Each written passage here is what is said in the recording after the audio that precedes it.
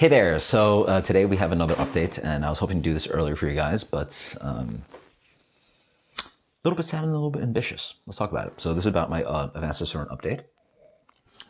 You guys don't already know, I signed up for the test, advanced Cicerone level 3. I think maybe less than 150, or maybe 150 left or exist in the world.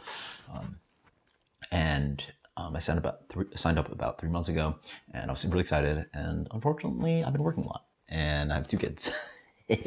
I have now she's 7.5 months and 2.5 year old, and those months just flew by. Granted, October was probably my best month of the year. As in, like, if you work in the service industry, it all ends up averaging out. Like, your goal is to make X, X amount during a year, but just some months are busier than others. And those 3 months just flew by really quickly, and I pretty much didn't get any study done. So now I'm sitting here talking to you guys, and I literally have 2 months to the test. The last couple weeks, or maybe a month, I've been trying to do better in the sense that in order to study for the test, I don't know how you guys do it, but I can't study at home. There's too much distractions, obviously, with the kids and everything, and dog.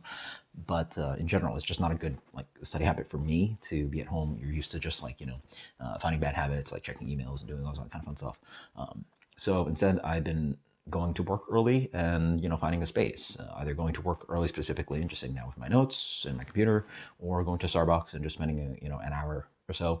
And honestly, yeah, I've thought about signing up for the test and postponing it. It's very stressful. Again, the test is 2 months away, and I don't think I have the time or the confidence to say that I'm really going to be able to crush it, because that's always the goal, be over prepared. But I think my goal is to work on my schedule, do better, and try my best. And if I don't pass, it is what it is, and I could always take it again. So yeah, it's honestly you get stresses, you get work. Again, full time, there's weeks I'm out of the house for over 60 hours, or 50 at least 50, 60 hours. Yeah. So at least not clocked in, but my commute's like an hour and a half at least, back and forth combined. And yeah, so I thought I'd give you guys an update, and I thought I'd have more content for you guys, talking about, hey, I'm studying, doing this is what I learned, blah, blah. But thankfully I started a Zoom group through Facebook, and we're meeting up once a week. Hopefully that enforces some more study time with others that are taking the test in March. And honestly, the thing I'm tackling right now is learning the vital stats.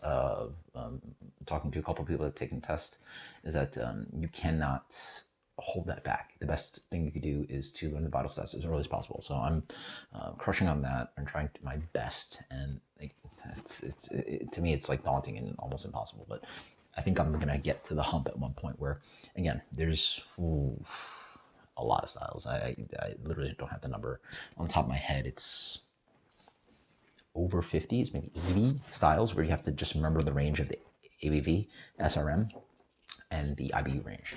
So literally something like, what's one I got off the top of my head? Oh, okay. So an easy one for me, I had this on level 2, was Imperial Stout 8 to 12%, SRM 30 to 40, and IBUs is 50 to 90. That's an easy one. There's weird ones like German Pils, 4.4 to 5.2%, SRM is 2 to 5, and IBUs is 22 to 40. And then there's all those weird, for me, the easy ones are the light beers and dark beers. The middle ones are really hard, things that have SRM ranges from 11 to 17, and anyway, it's daunting. It's almost I'm trying to be defeatist about it, but it's scary.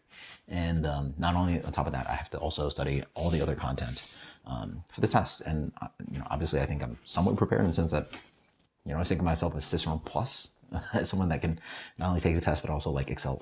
Definitely more knowledge than just regular. If you just had to pass the test, I definitely have way more knowledge than that. It's been years, and I've learned so much more. But to pass the test, you definitely have to be on the level. And hopefully, in the next few months, I really get there. But this is a sort of opening kind of conversation that sort of want to reveal to you guys and sort of give you guys an update. And I know, I really appreciate your guys' support and all that stuff, but in the end, it's gonna have to involve me just sitting down and finding time to sit down and just study. I mean, there's no two ways about it. There's nothing you can do. Like it's literally just, spending time with, books and your spreadsheet, or not spreadsheets, or Google Docs, and I have an outline, just building that outline, all that fun stuff. And thankfully the test is out now, split into two. I don't know how people did it before, where they had to pass all in one day, like a written portion plus a tasting portion. Thankfully, I only have the written portion to care about, and then written portion, tasting portion, I will care about later. To have to do those two, forget about it. I would think about taking the test maybe next year, or sorry, we're right before 2022, but I would think about it at the end of 2022 or something insane like that, because to have all that knowledge in your brain and have a palate on point, forget about it. That's so much to cover. But thankfully, the written portion is just one thing to focus on right now, and I'm going to try my best, and hopefully I give you guys more updates. So cheers, guys. Thank you.